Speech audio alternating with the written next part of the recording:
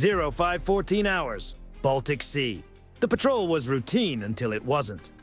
The F-35Cs flying the standard NATO air policing track registered the launch signatures on their passive infrared sensors before any ground-based radar had processed a single return. 200 caliber cruise missiles, simultaneous launch, bearing west from Kaliningrad and from submarine positions spread across the eastern Baltic. No diplomatic communication, no warning, just smoke trails tearing through the pre-dawn horizon, in a number that any honest NATO analyst would tell you they had hoped never to see in a real scenario.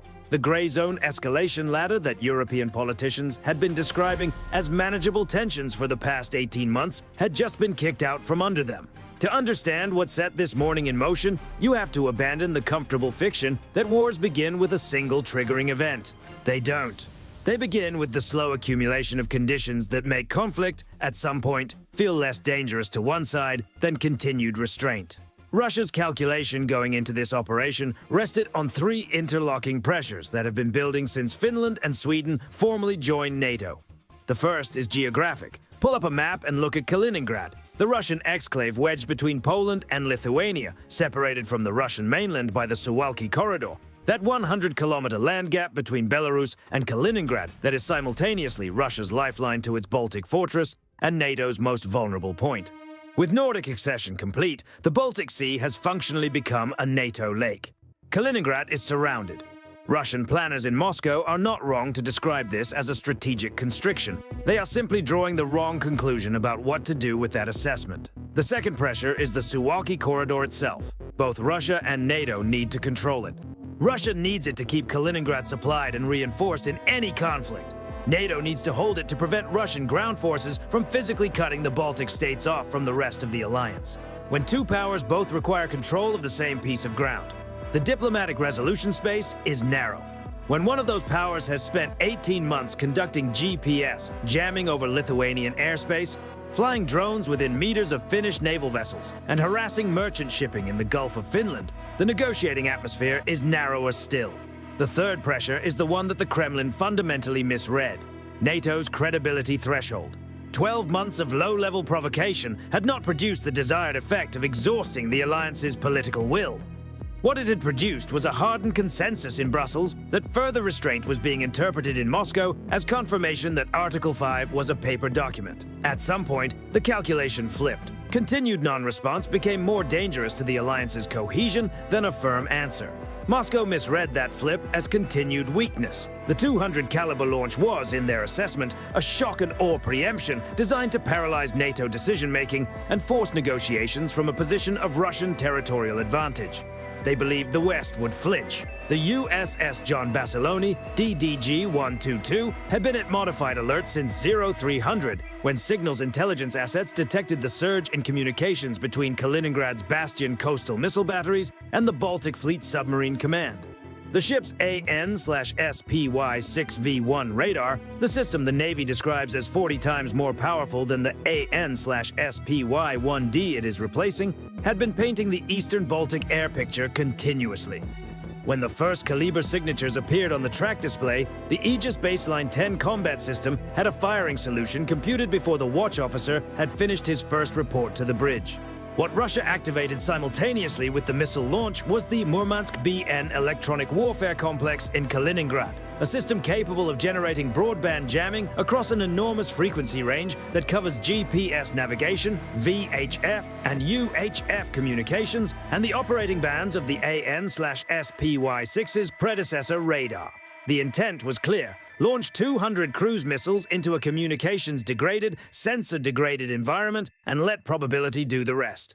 Even a 90% intercept rate against 200 simultaneous inbounds leaves 20 caliber cruise missiles reaching their targets.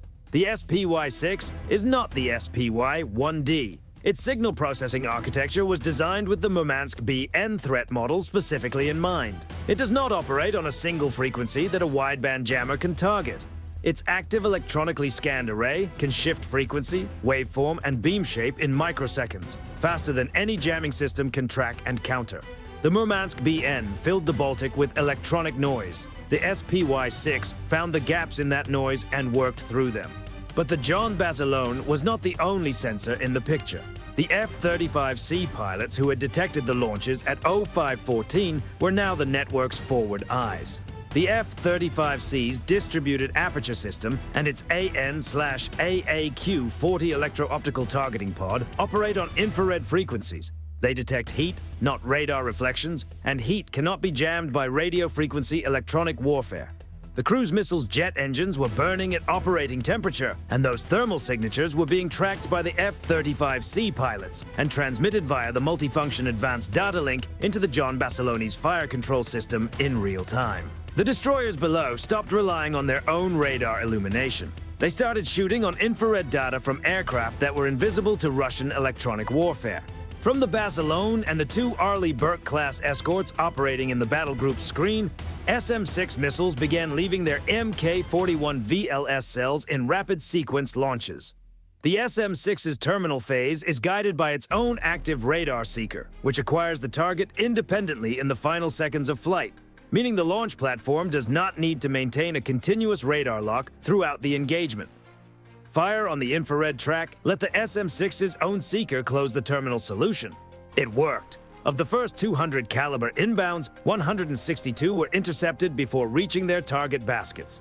28 more were engaged by the rolling airframe missile launchers and CIWS systems of the battle group's surface combatants as they entered the close-in engagement zone. 7 reached their aim points, 3 struck infrastructure targets ashore. 4 impacted in the water due to guidance degradation from the Growler's jamming coverage in the terminal phase.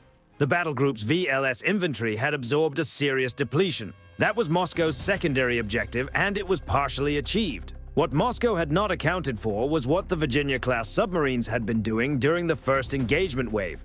The USS Vermont and USS Oregon had been in the Baltic for 9 days, positioned through patient maneuvering that had exploited gaps in Russian anti-submarine patrol coverage identified by P-8A, Poseidon surveillance flights, and bottom-mounted SOSUS hydrophone networks.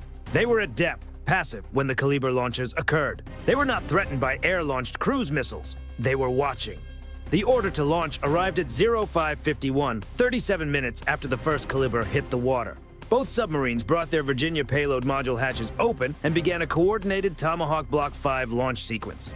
The Block 5 is not the cruise missile of the 1990s. Its guidance system allows continuous course updates from overhead sensor platforms throughout its flight, and its multi-effects warhead has been optimized for specific target categories.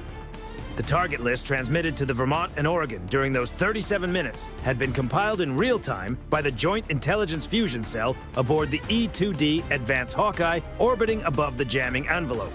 The targets were not naval vessels. They were the nodes that made Russian offensive coordination possible. The Murmansk BN jamming complex in Kaliningrad, whose antenna farms had been precisely geolocated by passive collection during the engagement. The Voronezh DM early warning radar facility that had been providing over-the-horizon ballistic warning coverage for the Baltic Fleet's operations. The Baltic Fleet Command and Control Data Center outside Baltijsk, the Iskander-M mobile missile battery firing positions that had been identified by satellite imagery during the 6-hour window before the attack. The Bastion coastal missile battery reloading positions that Russian logistics vehicles had been moving to since the first launch cycle completed. The Tomahawks flew at low altitude, their terrain following guidance keeping them below the horizon of the surviving Russian radar coverage, their engine signatures masked by the still active jamming environment Moscow had created. The irony was operational. Russia's electronic warfare effort designed to blind NATO had also degraded the radar coverage that might have detected the inbound Tomahawks. 41 minutes after the Vermont and Oregon launched, the Murmansk BN complex in Kaliningrad went offline. The characteristic white noise that had been filling NATO's communication spectrum disappeared. The Baltic sky went electromagnetically quiet for the first time since 0514. Russian commanders could still see, they could still shoot.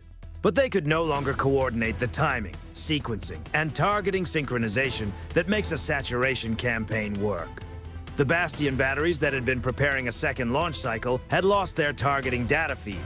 The Kilo-class submarines that had been preparing torpedo attacks against the surface group received their last fleet broadcast at 0634 and then heard silence. Without coordination data, they faced the choice between surfacing, which made them immediately trackable, or holding depth and hoping the tactical picture resolved itself. MH-60R Seahawks from the battle group's air wing were already dropping sonobuoy patterns across the submarine threat sectors. The kilos held depth. The Seahawks waited. By 0720, the operational picture had settled into a configuration that both sides understood clearly. The Russian initial strike had been blunted. Its electronic warfare advantage, the tool that Moscow's planners had assessed as decisive, had been circumvented by infrared sensor fusion and then eliminated as a physical installation. Kaliningrad's offensive coordination capability was degraded to the point where a second coordinated saturation launch was not executable in the near term. The Baltic Fleet's submarine force was contained. NATO had absorbed the blow. The battle group was combat capable with reduced VLS depth. Allied air forces had sustained no losses in the first engagement wave. The land territories of NATO member states were intact. But here is the honest assessment that distinguishes serious analysis from propaganda in either direction. Russia had demonstrated that 200 simultaneous cruise missiles, combined with competent electronic warfare employment, can impose real costs on even the most advanced surface group in the world. 7-caliber missiles reached their targets. The VLS depletion was significant. The intercept rate, roughly 96%, was a genuine operational achievement by the surface group and the air assets supporting it. It was not 100%, and in a longer campaign with sustained salvo sequencing, that percentage matters enormously. The Virginia-class strike against Kaliningrad's command infrastructure was operationally decisive in the short term. It is not a permanent solution. Russia has redundant command architectures, mobile systems, and the industrial capacity to rebuild damaged installations. What the strike bought was time and initiative. How that time and initiative are used, whether through immediate ceasefire negotiation or continued escalation, is a political question, not a military one, and military superiority does not guarantee a correct political answer. The nuclear dimension sits at the edge of every honest analysis of NATO-Russia conventional conflict. Russia's declared doctrine, the escalate to de-escalate framework that envisions limited nuclear employment as a tool for terminating a losing conventional campaign, is not a bluff and should not be treated as one. The conventional success demonstrated in this scenario does not dissolve that threat. It potentially intensifies it. A regime facing conventional military defeat has historically calculated the risk threshold for nuclear use differently than a regime facing a manageable stalemate. This is the strategic reality that the USS John Basiloni's crew, the Vermont's captain, and the F-35C pilots flying intercept tracks above the Baltic all understand at a level that is not fully captured in capability demonstrations or engagement statistics. The goal is not to win a war. The goal is to make the cost of starting one so structurally certain that the calculation never reaches a launch order. The Baltic scenario played out the way it did because 30 years of alliance investment in networked warfare, sensor fusion, and multi-domain coordination produced a force that could absorb Russia's best first strike and retain offensive capability. That investment is the deterrent.